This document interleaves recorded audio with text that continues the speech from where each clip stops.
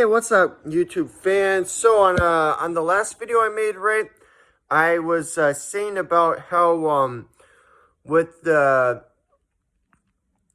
evolution of certain biological systems, right, where we have dependency on certain organs, right, for survival and or reproduction, right, that our ancestors could evolve their dependency on those organs after they already evolved the organs, right? Thus allowing for there to have been a time when our ancestors didn't have those organs, right? And then they evolved the organs, and then only after they've evolved the organs, they evolve other traits which make them have dependency on the organs, right? But I didn't go into depth onto why would would they evolve dependency on the organs, right? And I thought of a good example, right? So for the evolution of dependency on lungs, right? Because in humans, right, lungs, right, are necessary for our survival, right? We can't survive without lungs, right? And therefore we can't reproduce without lungs. And so how could there have ever been a time when our ancestors didn't have lungs, right? And what would be the point of evolving lungs before they had dependency on lungs? Well, there are many animals which have both gills and lungs, right?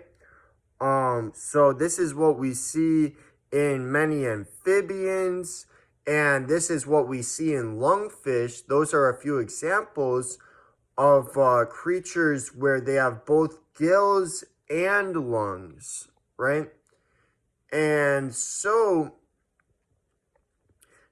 in those creatures, because they also have gills, they can survive without lungs, right? Whereas for us, right, our lungs don't just help our survival, but we can't survive without them, right?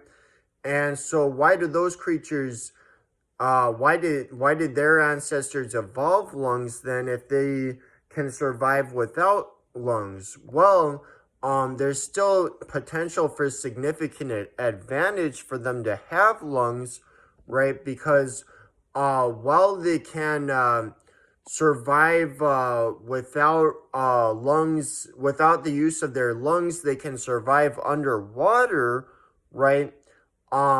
Without their lungs, they wouldn't be able to survive for long periods of time out of the water on land, right? And there's potential to benefits that could come from going on land, right? Such as that, you know, if there's more predators in the water, right? In your environment, if there's more predators in the water, then going on land could be a strategy of avoiding those predators. Also, if there's more food on land, that could going on land could help you to be able to access food, especially when food is scarce under the water, when it's, you know, when you're running out of food to eat.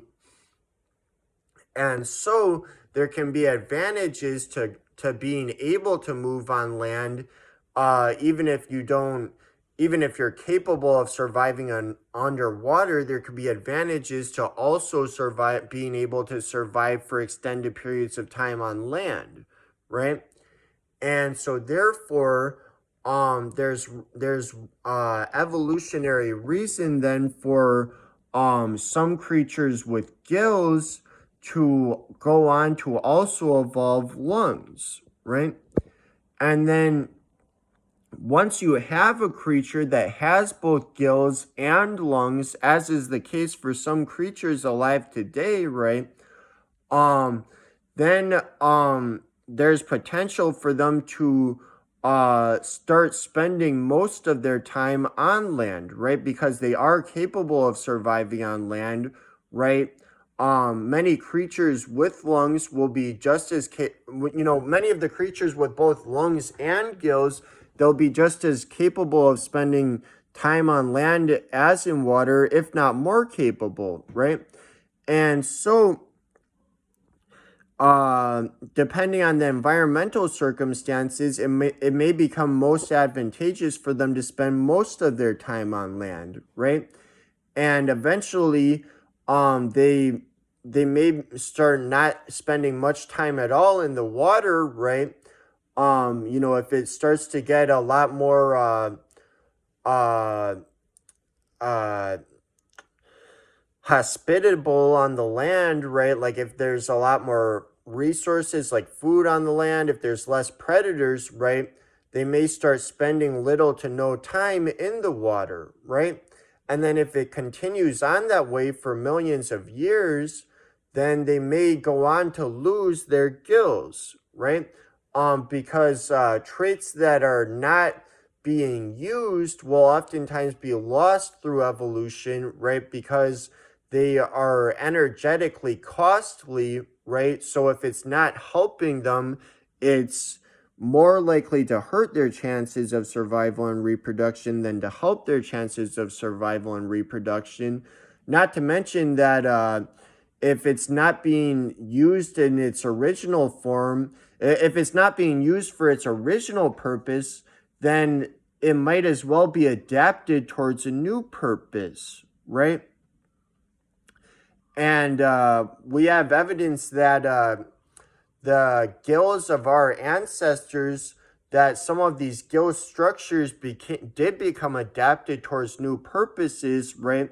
Because we still start out during our embryonic development having the same original structures called pharyngeal arches, right? Which fish also have, and it's very analogous in structure to gills.